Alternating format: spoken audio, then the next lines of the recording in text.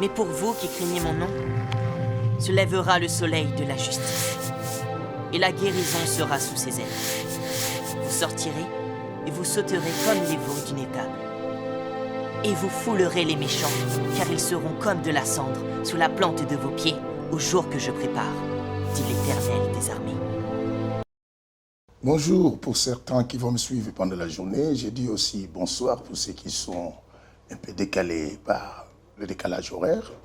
Et shalom à tout chrétien, à toute personne qui va suivre cette émission et cet enseignement qui sera donné à cette heure-ci. Bien-aimés, je crois que vous êtes tous bénis. Et certains qui me connaissent et ceux qui ne me connaissent pas, je suis votre frère, le bishop Papi Koumou, précisément de la France. Et j'ai une église à Orléans, j'ai des églises aussi à Paris. Et tout ça, aujourd'hui, on se retrouve pour partager un peu un grand souci, une inspiration que l'Éternel a donnée.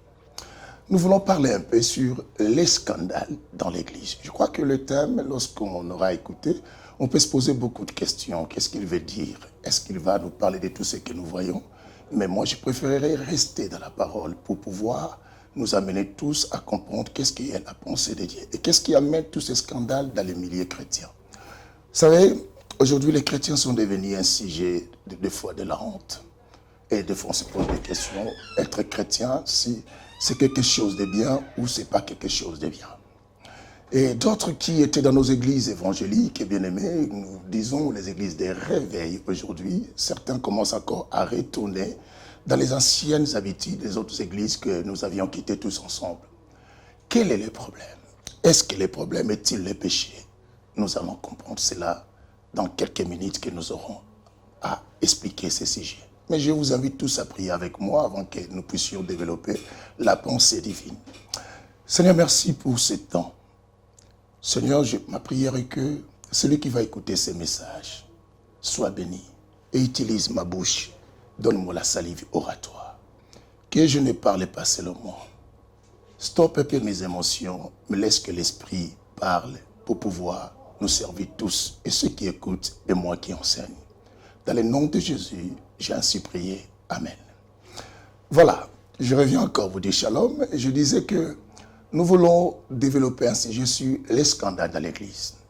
Les scandales. Vous savez tous, c'est les scandales. Donc, nous trouvons à l'intérieur un mot, l'indignation.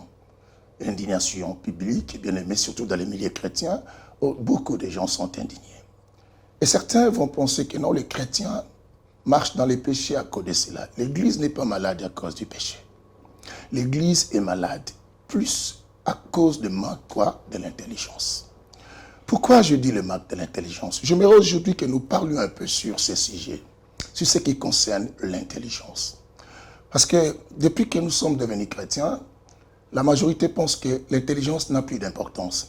Surtout ceux qui enseignent, certains qui disent que non, écoutez, et les choses de Dieu, on ne les comprend pas comme ça, il faut les comprendre par l'esprit. Je suis complètement d'accord. Mais nous oublions quelque chose. Parce que la Bible dit dans le livre d'Ésaïe chapitre 11, l'esprit qui se reposera sur lui n'avait pas simplement ce que vous pensez. La Bible dit qu'il avait plusieurs dimensions. L'esprit qui se repose sur lui, Jésus, sera l'esprit d'intelligence, sera l'esprit de sagesse. Donc, je m'arrête pour ne pas donner la suite, l'esprit des craintes de l'Éternel, l'esprit des conseils. Mon problème, c'est l'esprit de l'intelligence. Et pourquoi je dis que non, l'Église, sa problématique n'est pas le péché. Sa problématique numéro 1, c'est le manque de l'intelligence. Parce que beaucoup de gens qui viennent prier ne sont pas intelligents. Certains pourront peut-être comprendre ou dire, mais qu'est-ce qu'il veut dire là? Il veut dire que non, ceux qui doivent prier doivent avoir simplement des diplômes. Je ne parle pas de l'intelligence selon le diplôme, mais je parle de l'intelligence donnée par le Saint-Esprit. Bien-aimé, parce que Dieu est le Père de toute science, de toute connaissance quand je parle de la science. Et c'est Dieu qui inspire. D'ailleurs, Paul nous dira dans quelque chose, dans la Bible, dans le livre de 1 Corinthiens chapitre 14, le verset 15, Paul dit, prierons-nous toujours en esprit, chanterons-nous toujours en esprit? Il dit, mais non, mais nous avons aussi à prier quoi? Avec intelligence. Pourquoi Paul invoque l'intelligence? Pourquoi Paul dit qu'on n'a pas simplement à prier en esprit, ni chanter simplement en esprit, mais aussi avec intelligence. Je demande à tout le monde, là où vous êtes, à chercher à avoir vos Bibles avec vous. Bien-aimés, prenez dans le portable, prenez aussi même les Bibles en livre pour pouvoir vérifier les Écritures. C'est très très important. Apôtre Paul est dit, dans le livre de 1 Corinthiens chapitre 14, les versets 15 en précision, il dit, nous n'avons pas simplement à prier en esprit, mais aussi avec quoi? Intelligence. Pourquoi il invoque l'intelligence? C'est ainsi que je dis que non, la problématique de l'Église, surtout de notre Église de la communauté congolaise, ici en Afrique, ou africain, ou dans le monde aujourd'hui, étant d'origine congolaise, je dirais c'est parce que la majorité, et ceux qui nous enseignent, et ceux qui viennent écouter nous qui enseignons, beaucoup ne sont pas intelligents. Pourquoi je dis l'intelligence? Je dis l'intelligence n'est pas aller aux universités. L'intelligence n'est pas, bien aimé, chercher à avoir des diplômes. Mais l'intelligence, c'est une capacité de comprendre les choses et aussi quoi? D'apprendre les choses. Quand une personne est capable de comprendre, quand une personne est capable d'apprendre, et cette personne devient quoi? Intelligente. Alors, quand je parle de la compréhension, nous ne pouvons pas avancer dans les choses de Dieu quand on ne comprend pas. J'aimerais vous dire une chose. Quand on fait quelque chose sans comprendre, c'est que nous ne faisons pas ce qu'on devait faire. Je répète cela. Quand on fait quelque chose sans comprendre, c'est que nous faisons ce qu'on ne devait pas faire. C'est ce que l'Église du Congo aujourd'hui et ceux qui viennent dans nos églises font des choses sans comprendre.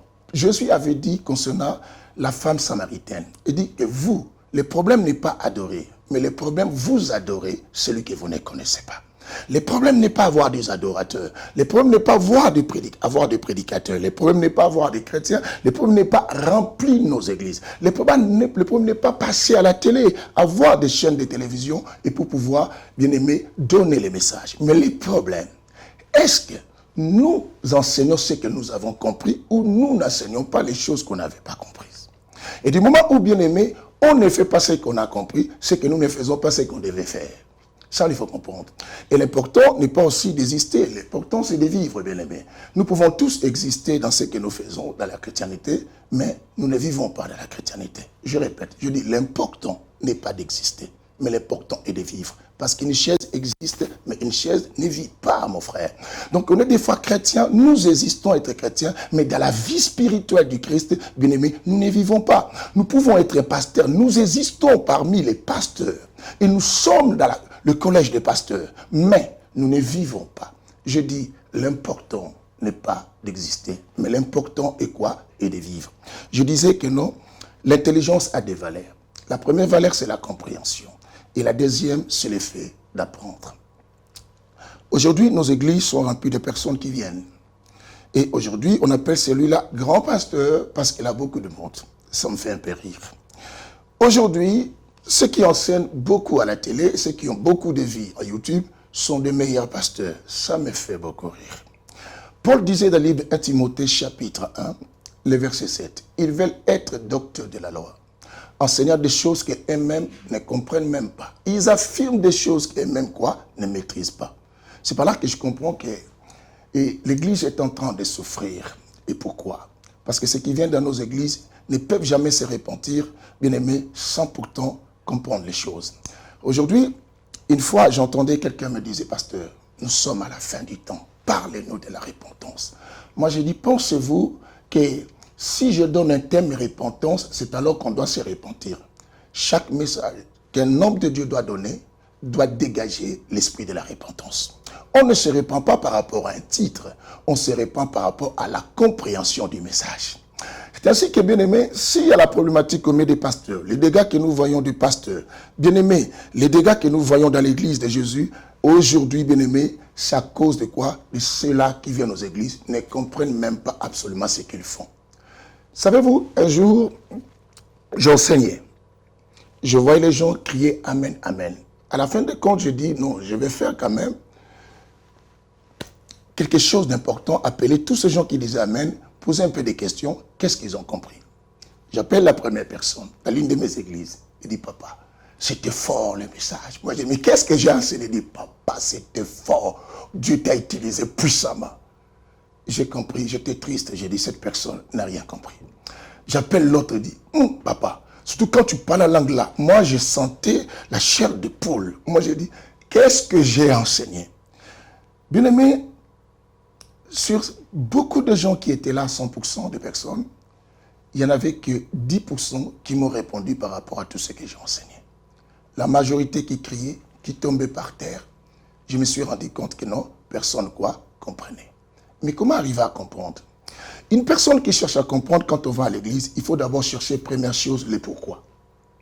Pourquoi dois-je être chrétien? Pourquoi j'ai accepté de suivre cette vie? Pourquoi je me suis engagé à une activité à l'église? Pourquoi je n'ai pas voulu être musulman? Je préférais être chrétien. Et pourquoi dois-je méditer la parole? Et pourquoi je me suis dit que je suis un chantre? Et pourquoi j'ai dit à tout le monde que je suis pasteur? Alors quand je connais le pourquoi, bien aimé, je saurai comment me comporter et comment faire les choses. Le pourquoi nous permet, bien aimé, à développer la réflexion, à chercher, bien aimé, à ouvrir notre esprit. Ce qui manque aux chrétiens d'aujourd'hui, c'est cette capacité de chercher quoi? À réfléchir.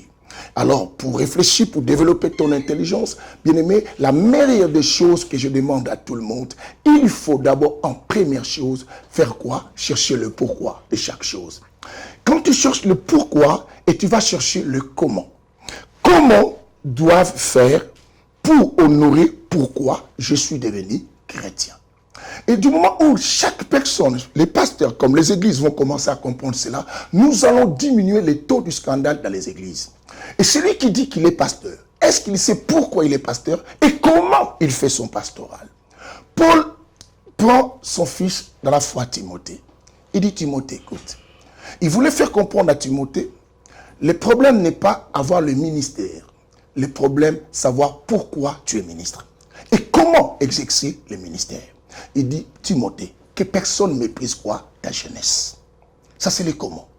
Sois modèle, en parole, en foi, en tout son comportement. C'est pour amener Timothée à ne pas être un scandale dans l'église. Et du moment où quand Paul enseignait ces choses, ouvre l'esprit de qui? De Timothée. Le pourquoi, le comment et le où. Les où doivent arriver aussi pour développer ton intelligence. Où, d'où je viens, où vais-je aussi? Je veux où? J'ai accepté de m'y engager sur cette direction. D'où je viens, où je veux. C'est ainsi que Jésus lui-même, le modèle de l'Église, le livre de Jean chapitre 8, va dire que moi, je sais d'où je viens, je sais où je vais. Jésus a dit cela. Pourquoi il nous dit cela? Parce qu'on doit savoir un début ou quoi? Une fin. Le départ, les liens de l'arrivée. Et quand on ne sait pas, bien aimé, on conduit les églises, bien aimé, sans savoir où est-ce que nous allons. Et puisqu'on ne sait pas où est-ce que nous amenons les chrétiens, bien aimé, à la fin des comptes, ça finit à être une boutique. À la fin des comptes, ça devient un magasin et les fidèles deviennent quoi? Des marchandises pour exploiter. Parce que si on savait pourquoi on est pasteur, et comment on doit faire, et où on doit amener ces gens, où est-ce qu'on a pris ces gens, et où est-ce qu'on les amène, bien aimé, nous saurons comment faire et comment se comporter. Et nous devons encore poser quatrième question pour développer l'intelligence, le quand. Quand. C'est ainsi que on donne aujourd'hui des messages, bien aimés, simplement pour emprisonner. Je dis toujours, la spiritualité sans intelligence est une prison, bien aimé, à ciel ouvert dans les églises. Un chrétien qui va à l'église, qui ne comprend rien, c'est qu'il est déjà emprisonné. Pourquoi? Aujourd'hui, bien aimé, tu attendras, une fois quelqu'un me dit, Bishop, tu sais, actuellement, pour avoir beaucoup de gens, il faut enseigner les combats spirituels. Ça, c'est terrible. Surtout, je remarque avec ta grâce là, parle aussi sur les hôtels. Tu vas attirer quoi? La foule. Est-ce que l'objectif pour lequel Christ t'a fait pasteur, c'est pour attirer la foule vers toi ou amener la foule vers Jésus? Et maintenant, on a oublié, bien aimé, les chrétiens sont en prison. Ce n'est pas aussi que la faute des pasteurs, c'est aussi la faute à vous-même. Parce que vous faites une spiritualité sans intelligence. Vous devez chercher à vous développer quoi? L'intelligence. Un élément. Comment pouvons-nous nous repentir si on ne comprend pas? J'entends beaucoup de gens dire que non, moi je me suis repenti à l'âge tel. Mais quand je vois son comportement, je me dis que même tu n'es pas repenti. C'est impossible. Pose même les éléments fondamentaux, bien aimés, les éléments, bien aimés, élémentaires à la la personne concernant la chrétienté, la personne ne connaît même pas. Mais comment me dis-tu que toi, tu es repenti? Bien-aimé, la repentance ne peut jamais arriver sans la compréhension. C'est impossible. C'est impossible. J'ai une preuve. Depuis que j'ai commencé, je vous cite des versets, vous direz qu'il ne lit pas. Je vais nous amener à faire une longue lecture. Nous allons prendre le livre des Actes des Apôtres, chapitre 8.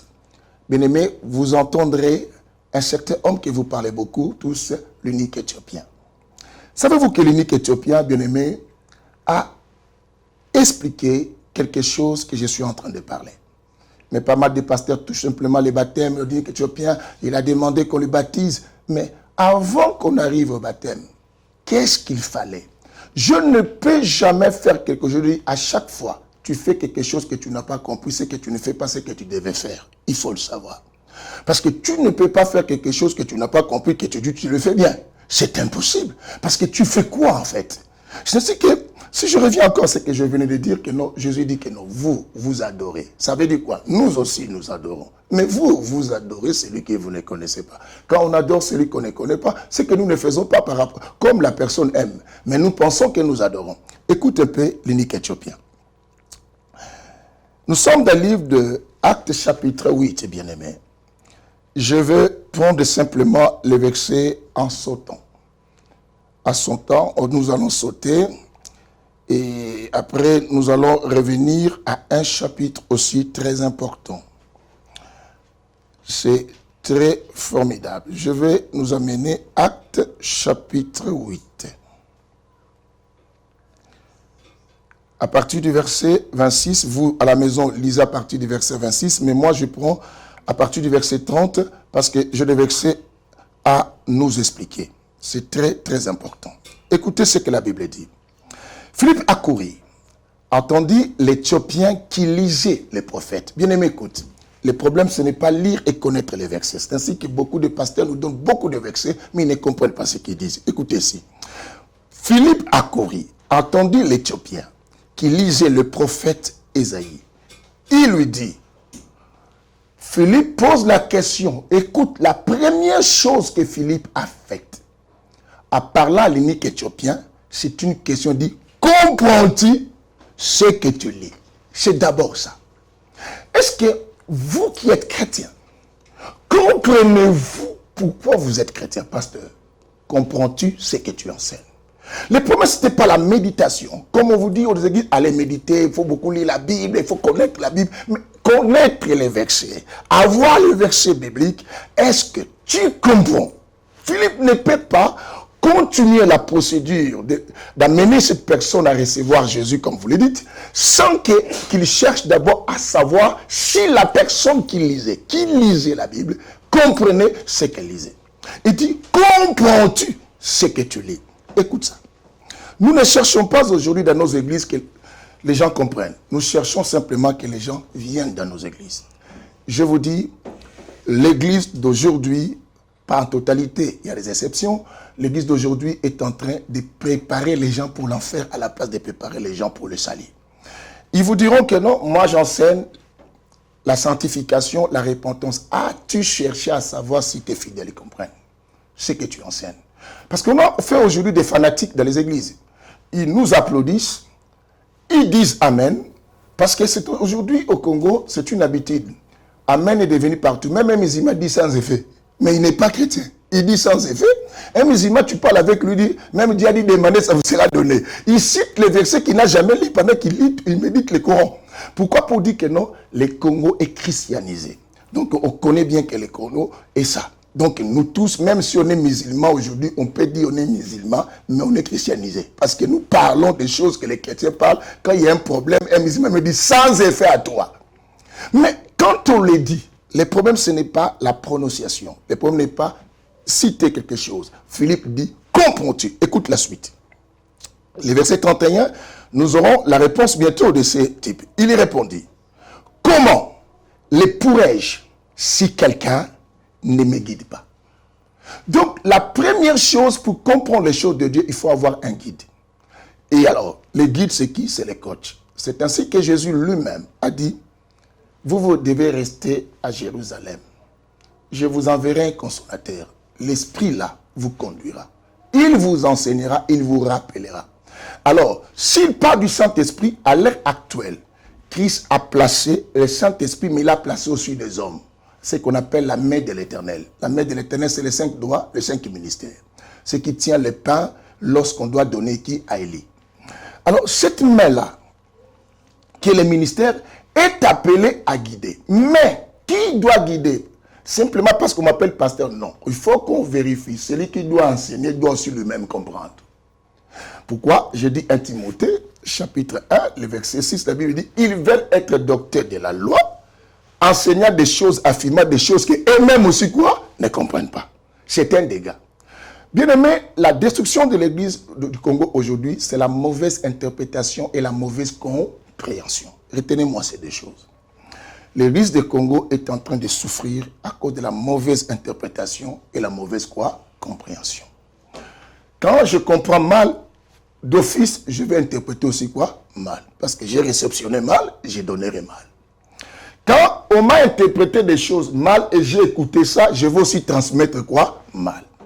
Je sais que, bien aimé, nous voyons les églises se remplir, mais les gens ne peuvent jamais se repentir.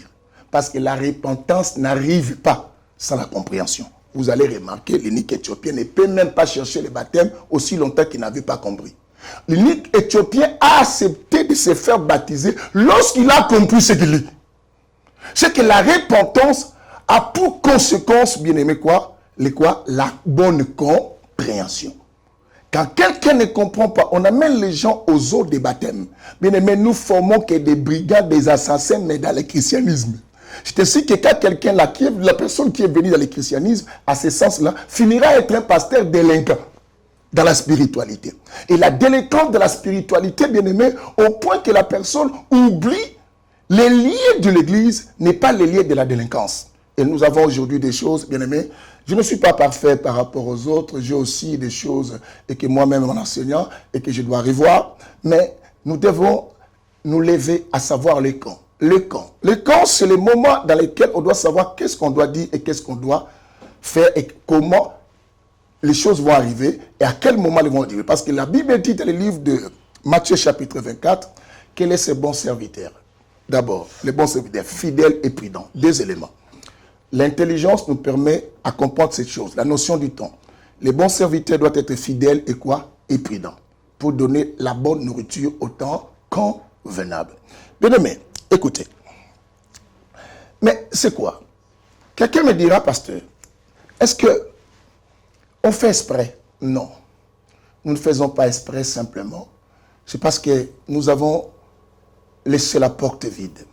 Pourquoi la porte vide? Ce qui devait veiller pour que le mal ne s'introduise pas, on laissait même la porte vide et même commence à jouer avec, bien aimé, la personne, les voleurs.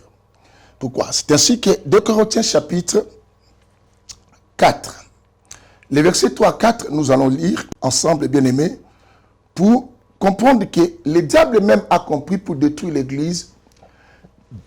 Il ne faut pas attaquer simplement ce que nous combattons, nous cherchons à arracher. Bien aimé, je ne suis pas contre les combats spirituels parce que j'en fais. Je ne suis pas contre la démonstration de l'onction parce que j'en fais aussi. Mais je suis pour pousser les chrétiens d'abord à la compréhension. Parce que, bien aimé, faire tomber les gens, c'est bien. Mais lorsque la personne se réveille, qu'est-ce qu'elle a compris? Je le fais. Je n'ai pas dit que je ne prie pas que les gens tombent. Mais nous devons avoir, bien aimé, le souci pour éliminer. Je sais qu'on ne pourra pas enlever les scandales. Parce que la Bible dit qu'il est nécessaire que les scandales arrivent. Mais le malheur par qui ce scandale arrivera? Je cherche simplement qu'on élimine le nombre de personnes qui amènent les scandales. Parce que les scandales, il y en aura toujours. Mais nous devons faire un effort à éliminer. Alors le diable, qu'est-ce qu'il fait? Le diable n'attaque pas bien souvent les choses que nous pensons. Le diable se concentre d'abord à nous affaiblir. À quel niveau? Lisons 2 Corinthiens 4, 3. Au verset 4, je vais nous lire cela. Vous allez voir que le type là, il a bien compris comment nous faire mal. Il attaque simplement notre intelligence. Et Il est tellement malin, ce monsieur. Laissez-moi nous trouver les chapitres rapidement. Nous sommes là. Écoutez, la Bible dit quoi? Si notre évangile est encore voilé, vous entendez? Il est voilé pour ceux qui se perdent ou ceux qui périssent. Ceux qui se perdent, ceux qui manquent l'intelligence. Écoutez bien. Pour les incrédules, dont les dieux de ce siècle a aveuglé quoi? L'intelligence. Le diable a compris que non, il faut que j'attaque l'intelligence des gens. Au point que certains autres pasteurs disent que non, Jésus et Pierre lui-même n'avaient pas étudié, et vous savez, les choses de Dieu se comprennent en esprit. Je sais. Jésus ne se prêche pas en lingala, je sais. Il ne se prêche pas en français, je comprends. Jésus ne se prêche pas en anglais, oui. Il se prêche en esprit. Mais l'esprit libère les ondes de l'intelligence. Jésus avait l'esprit et était intelligent. L'Église, trouvons l'intelligence. Pourquoi les pasteurs? Toi, chrétien, quand tu viens à l'église, pourquoi les pasteurs m'ont dit, pour me délivrer, il faut que je me déshabille? Il faut chercher, ne te déshabille pas parce que le pasteur a dit. Comprends d'abord, est-ce que dois-je trouver ma délivrance en me déshabillant d'abord devant les pasteurs? Pourquoi le pasteur m'a dit d'amener ça? Et quand vous ne savez pas, je dis, pour développer l'intelligence, il faut combien de choses? Je dis, le pourquoi, le comment, le où et le quand. 4 choses. Quand quelqu'un commence à poser trop de questions, la personne cherche à développer beaucoup de choses. La Bible dit quoi? Les dieux de ce siècle a aveuglé l'intelligence afin qu'ils ne vissent pas briller la splendeur quoi? De l'évangile. De la gloire de qui? De Christ. C'est formidable. Qui est l'image de qui? De Dieu. Les gens ont oublié. On ne voit plus la gloire de Dieu. Mais on ne voit plus cette splendeur de Dieu. Nous voyons maintenant les honneurs des hommes de Dieu. Nous voyons vraiment cet homme de Dieu, il roule avec des belles voitures. Il faut voir comment il a construit son temple. Mon Dieu, l'église d'aujourd'hui. Les discussions des chrétiens ne sont plus fondées, bien aimés. Notre pasteur a beaucoup de gens. Notre pasteur a acheté ceci. Et là, on dit quoi? Est-ce qu'on a formé des chrétiens? On a formé aussi des bandits.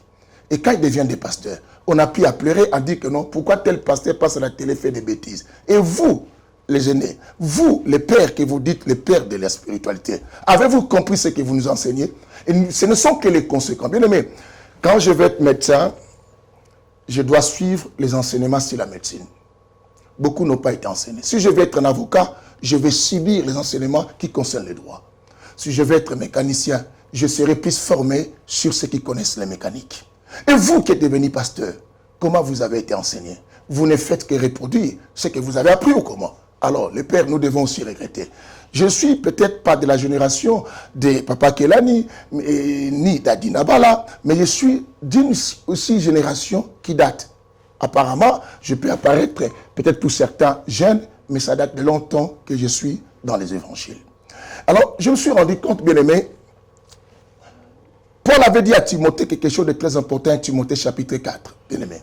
À partir du verset 14, vous descendez, il dit, Timothée, veille sur ton enseignement et sur toi-même. D'abord, la première chose. Un véritable enseignant ne veille pas d'abord sur, est-ce que demain, il y aura beaucoup de monde, est-ce qu'on va remplir la salle, est-ce que, non. Il doit veiller d'abord sur son enseignement. Qu'est-ce que je dois donner? Est-ce que ce que je dois donner, c'est ce que Dieu veut? Parce que la Bible dit que Jésus disait, mes brebis entendent ma voix. Elles la reconnaissent et elles la suivent. Donc nous devons donner la nourriture qui doit pousser les chrétiens à reconnaître quoi? Dieu. C'est très très important.